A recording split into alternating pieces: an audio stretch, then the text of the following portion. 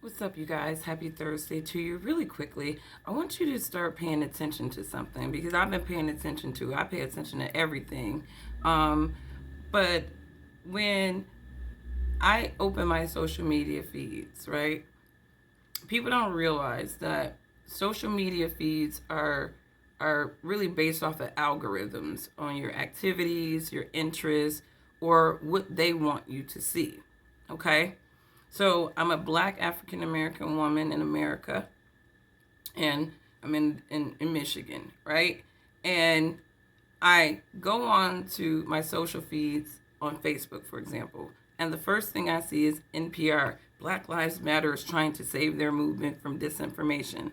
And then I look at Michigan Radio, who's talking about an instance in 1930 where a white coach asked a black college football player to sit out a game, right? What does that have to do with 2021? What I find is that these liberals are recycling rhetoric and they're re-inflaming people with recycled rhetoric. That's basically what they're doing. They're using instances of racism and injustice to recycle them into this time because they don't have any legitimate foundation for these arguments in modern America today.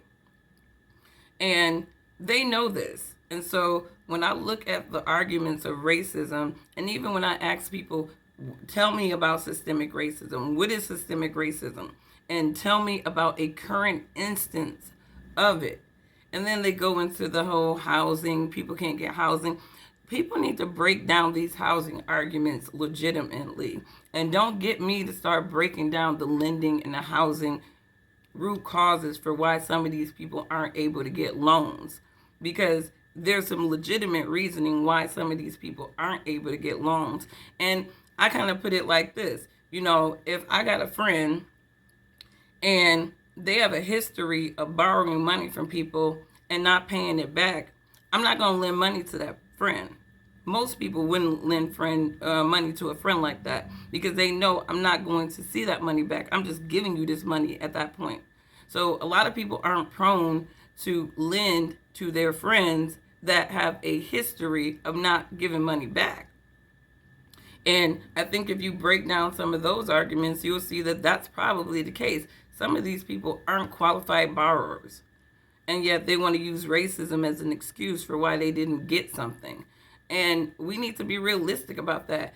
Is there racism that exists in this union that impacts some people's lives? Sometimes, yes, but as a whole, as a black community as a whole, racism is not the root cause of our dysphoria today. It is us, and it is the policies that we allow to impact us and nothing more. Okay? But the point of this video is to get you to understand what's happening to you. Okay? What's happening to you is so algorithmic.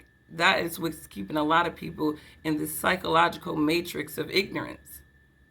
That's what it is. It's a psychological matrix of ignorance where you are being force-fed information and logic, and you are not even being challenged to think about this information and logic from your own experience and what you know. Because society has been so distracted from unintelligent things that a lot of people don't know how to formulate an opinion or a critical thought about arguments that impact their lives today. So what they are doing is relying on other people to give them the information, make sense of the information for them, and depending on how they are victimized by their own selves or society, they're going to take in that information and they're going to jump on the bandwagon of it emotionally. And that's what's happening in society today. We have a lot of emotionally unintelligent people.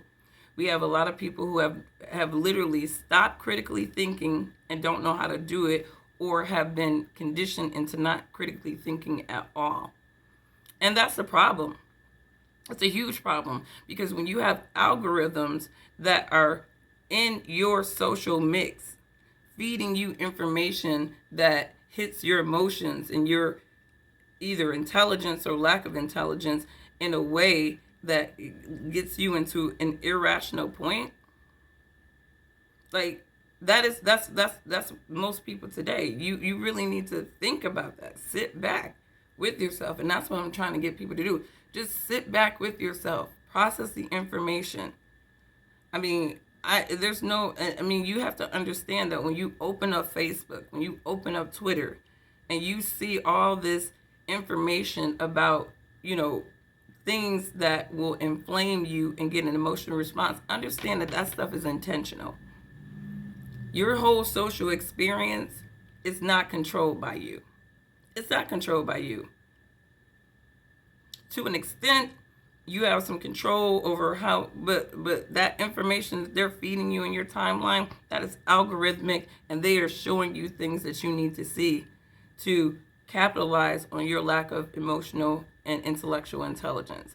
And a lot of people are biting the bait, and that's why we have so many people who can bandwagon jump on emotional rhetoric even when it makes absolutely no sense.